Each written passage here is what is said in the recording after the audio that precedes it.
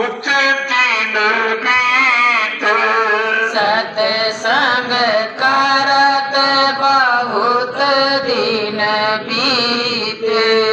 मन अब छोड़ पुरानी बात, मन अब छोड़ पुरानी बात। करते करते सुनाते सुनाते मेरा कितना समय निकल गया और तुम्हारा सुनते सुनते निकल गया, लेकिन तुम्हारे मन ने एक भी गंदी आदत नहीं छोड़ पाई, एक भी। तो समझा के क्या पूछ रहे कि कब लग कारो कुटिलता गुरु से, कब लग करो कुटिलता गुरु से।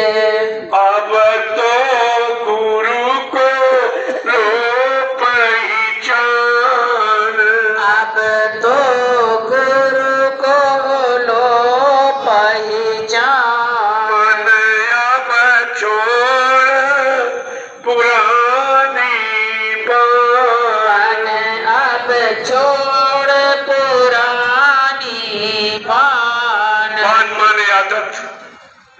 ऐ मन, तू अपनी पुरानी गंदी आदतों को कब छोड़ेगा और अपने समर्थ सदगुरु को पहचान क्यों नहीं? तू कब तक उनसे कपट करता रहेगा? अरे अपनी पहचान ले, मान ले, अपना बना ले, थोड़ी जीवात्मा का कल्याण हो जाए जो युगो युगों से बेचारी भटक रही।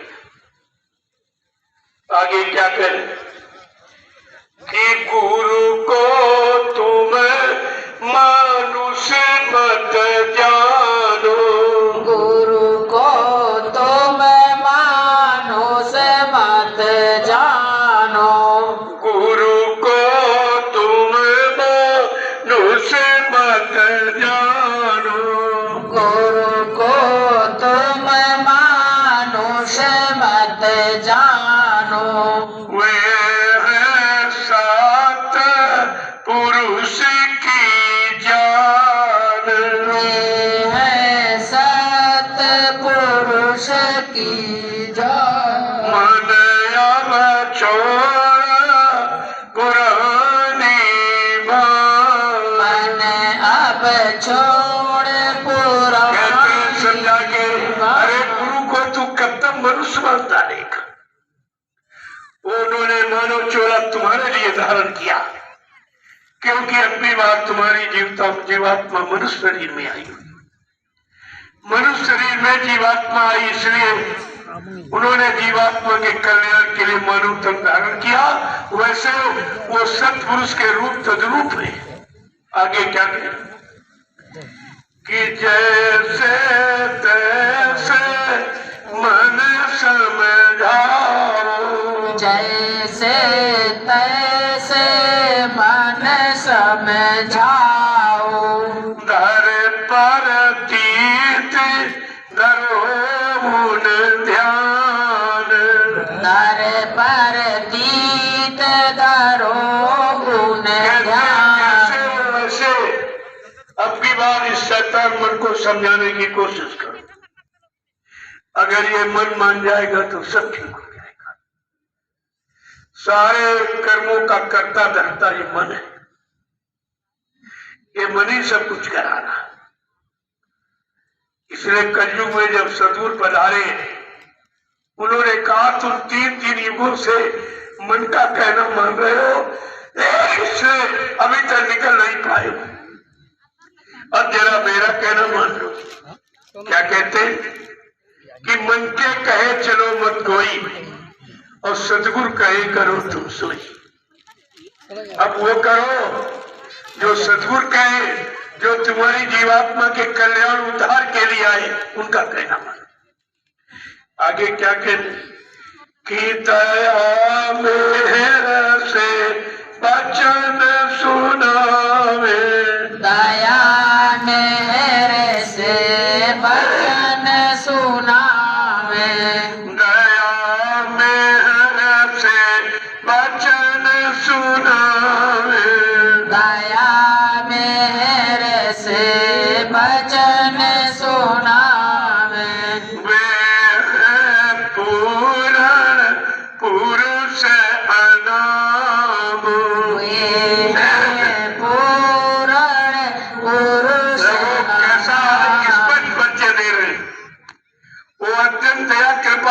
वाणी करके हम सबको वो वचन सुनाते हैं जिससे काल माया की मार से बच जाओ, जब राजा की मार से बच जाओ, काल माया के कर्मों के जाल से निकलकर अपने घर पहुंचो का वो वचन सुनाते हैं। वो अनामी महाप्रभु है। कैसा वो है पूरन गुरु बनाम, वो अनामी महाप्रभु, वो दूसरे कोई नहीं है। कितना साफ साफ परिचय देखिए। अगर इसी को आपने पढ़ लिया होता तब भी अपने मालिक में आपको कोई शंका नहीं होती। आगे क्या कह रहे हैं कि धरी दे मानुष की गुरु ने, धरी दे मानुष की गुरु ने, धरी दे मानुष की गुरु ने, धरी दे मानुष की गुरु ने, जो त्यो तेरा करे कल्याण, ज्यों त्यों तेरा करे कल्याण। कहते गुरु ने मानव चोला धारण किया। अब जैसे होगा अब की बार आपकी जीवात्मा का कल्याण करके ही मानेंगे। कितनी बड़ी बात है। अरे अगर इसी को पढ़ लेते तुम्हारी शंका निकल। कहते गुरु ने मानव तन धारण किया इसलिए कि अपनी बात जैसे हो सकेगा, जिस युक्ति से चाहेंगे आपकी जीवात्मा को निकाल के घर पहुंचाए, ये उनका काम है। इस काम के इस वादे को पूरा करने के लिए आए। अभी कोई वादे कोई वचन की शुरुआत नहीं हुई और इन लोभी लालचियों ने यानी उनके जाने की शुरुआत की। पहले ये देखिए आप क्या वादा किया, तुम क्या कह रहे, तुम अपने गुरु को झूठा बता रहे हो। आगे क्या कह रहे हैं कि तेरा काम इन्हीं से होगा, तेरा काम इन्हीं से होगा, तेरा काम इन्हीं से होगा, तेरा काम इन्हीं से होगा। मत भटके तू तज अभिमान, मत भटके तू तज अभिमान। भटक अब छोड़, तेरा काम ही नहीं सूखता। ये काम कोई नहीं करेगा। आपको पहले भी बताया गया कि बहुत सागर भरमो नहीं, ये प्रताप हमार और निश्चय करके मान लो तो तुरंत उतारू पार। जय गुरुदेव। अरे कहा केवल मानने जाने तुझे बहुत सागर के पार कर दूंगा। कितना बड़ा वादा है, लेकिन आप अपने नाम की बात भूल गए। क्या कह रहे हैं? तेरा काम इन्हीं से होगा। अब तेरी जीवात्मा का भला कल्याण इन्हीं से होगा और कोई करने वाला नहीं है। इसलिए अटक भटक छोड़ सकता और लग जा चरणों में, बच्चों को पकड़ कर कि चूके मत अवसर अब आया, चूके मत अवसर अब आया, चूके मत अवसर अब आया, चूके मत अवसर अब आया। इनसे बढ़कर कोई न मिलान, इनसे बढ़कर कोई न मिला। अगर अपनी बात चूक गया फिर अवसर तुझे दोबारा नहीं मिलेगा। इसलिए अगर चूक गए तो 484 लाख नरकों की योनियों से फिर आपको छुटकारा नहीं। चूकना और चेतना, चूक गए तो 84 में चले जाओगे और चेत गए तो निकल जाओगे। केवल चूकना और चेतना है, समझना आपको। क्या कह रहे हैं? और स्पष्ट कहा है कि अब की बार जो जो भजन भक्त से चूके तिनके मुख जब पल पल थूके, ऐसी कुगति होगी सबकी जो नहीं धारे सतगुरु अपनी। और सतगुरु बिना कोई नहीं बाटे, और नाम बिना 84 नाचे। और नाम है संतो आधीना, और संत बिना कोई नहीं जीना। प्रेमियों, कितना स्पष्ट वर्णन है, सारी शंकाओं का समाधान करने वाला। यह स्पष्ट परिचय है कि संत नाम के अधीन नहीं होते, नाम संतों के अधीन होता। संत जिस नाम से चाहेंगे हमारे आदमी जीवात्मा की मुक्ति करा देगी, ये उनके ऊपर निर्भर है। आगे क्या कह रहे हैं कि अगर तू चूक गया तो 484 लाख नरकों की योनियों से फिर तेरा कोई छुटकारा नहीं करा सकता। आगे क्या कह रहे हैं? कितनी गहरी बात हो सकती। क्या कह रहे हैं कि जल्दी करो कपट को त्यागो, जल्दी करो कपट को छोड़ो, जल्दी करो कपट को छोड़ो, जल्दी करो कपट को छोड़ो, श्रद्धा भाव बढ़ाओ, श्रद्धा भाव बढ़ाओ। कहते हैं जल्दी करो, समय नहीं है। किसी का 50, किसी का 60, 70 निकल गया, और कलयुग में 100 वर्ष मिले। अब कितना जीवन बचा? इस शरीर में रहने का, परिवार में उलझने का, और कालमाया के देश में भटकने का कितना समय रह गया। कहा जल्दी करो कपट को छोड़ो, अश्रद्धा सेवा भाव पैदा करो, ताकि तुम्हारा कालमाया के देश से छुटकारा हो जाए। आगे क्या कह रहे हैं? कीर्तने पर मन कहा न माने, इतने पर मन कहा न माने, इतने पर मन कहा न माने, इतने पर मन कहा न माने, तो फिर अपनी तू ही जान।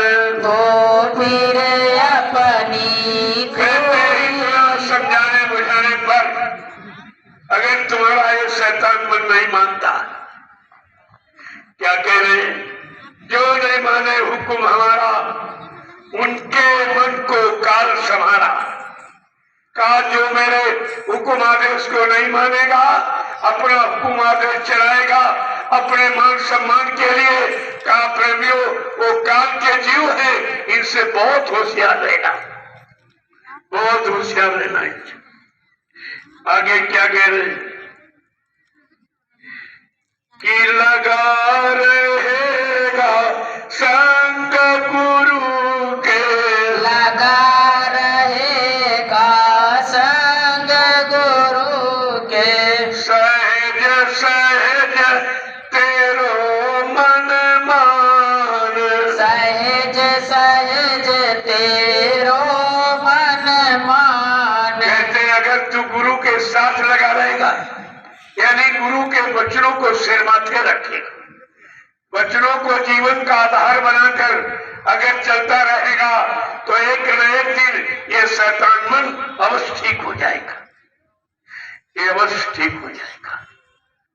आगे क्या करें कि सतगुरु स्वामी कहे समझाई, सतगुरु स्वामी कहे समझाई, राधा स्वामी कहे समझाई, राधा स्वामी कहे समझाई, ऐसे जीव होए हैरान, ऐसे जीव होए हैरान,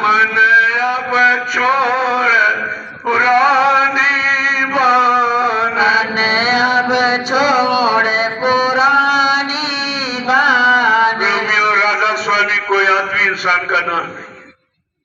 राधा माने जीवात्मा, स्वामी माने मालिक, जिनको सत्पुरुष अनामी महाप्रभु, जिनको सुरतों जीवात्माओं का भंडार देख के भेजता है, वो जीवों को जगाकर यहाँ से ले जाता है, वो समय का राधा स्वामी ही कहता है।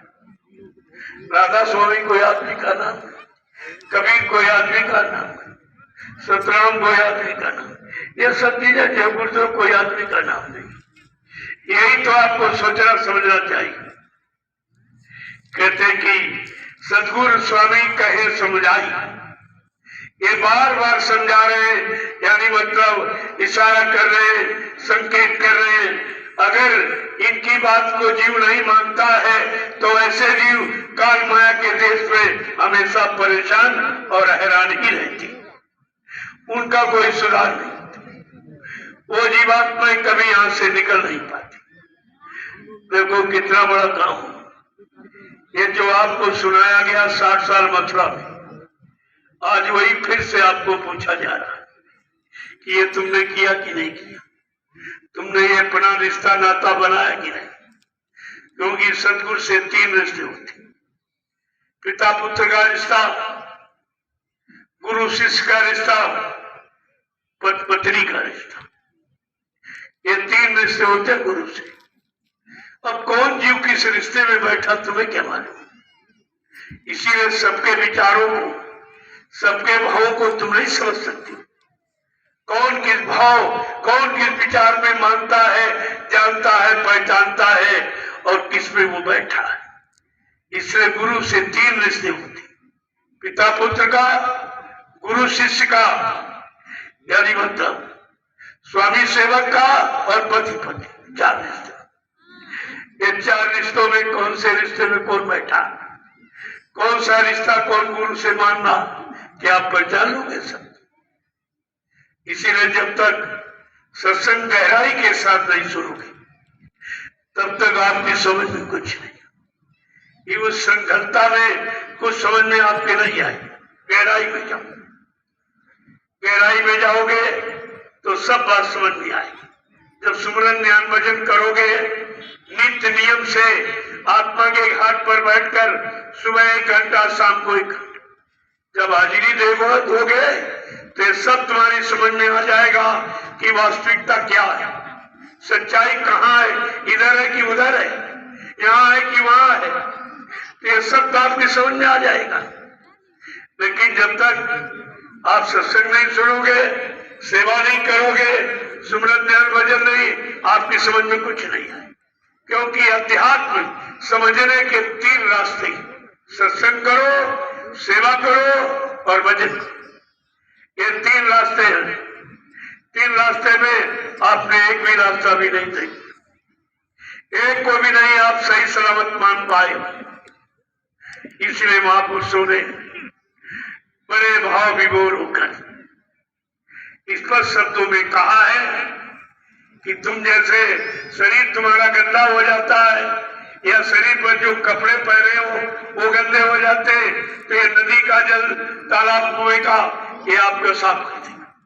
लेकिन जो अंदर में कर्मों की गंदगी जमा है, जहां तुम्हारा पानी, साबुन, केमिकल कुछ नहीं है, वहां नहीं जा सकता। और जब तक कर्मों की गंदगी नहीं खत्म होगी, कोई भी जीवात्मा काल माया देश से निकल नहीं सकती। ये कर्म ही हमें आपको रोके, अच्छे बुरे, पाप पुण्य जो अपने आप ने किया है, ये कर्म ही रोके। ये कर्म की बेड़ी में हम आप बंधे पड़े हैं, यानी पाप लोहे की बेड़ी और पुण्य सोने की बेड़ी, लेकिन दोनों बेड़ियां खलेगी आप। तो इसलिए महापुरुषों ने समझा के कहा है कि अंदर की गंदगी कर्मों की ये कौन से जल से धुलेगी, साफ होगी। तो क्या कह रहे कि सत्संग जल जो कोई पावे और मैलाई इस सब कट कट जावे। जिस किसी को समृद्ध मौजूदा सदगुरु के वचन मिल जाए, सत्संग वचन मिल जाए, उसके कर्मों यानी अनंत जन्मों की कर्मों की गंदगी समाप्त हो सकती है।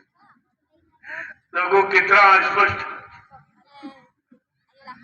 का योग अग्नि तप प्रकट कर कर्म शुभाशुभ जारी और बुद्धि सिरा में ज्ञान घृत और ममता मन मल जल जाए। गोस्वामी महाराज ने उत्तरकांड में साफ था, ये जितनी गंदगी है, ये जो कर्मों की जो हमें रोके कितने युगों से बाधा डाले हैं, अटकलें पैदा किए, का ये समर्थ और सद्गुरु जो मौजूदा वर्तमान समय में उसके द्वारा ये सब कर्मों की गंदगी समाप्त हो जाएगी। उनके पास कर्म धोने की का साबुन है, नाम का साबुन, ज्ञान का दरिया, सत्संग दरिया। तो समझा के क्या कह रहे हैं? ये सत्संग है, ये सत्संग है, गुरु गंगा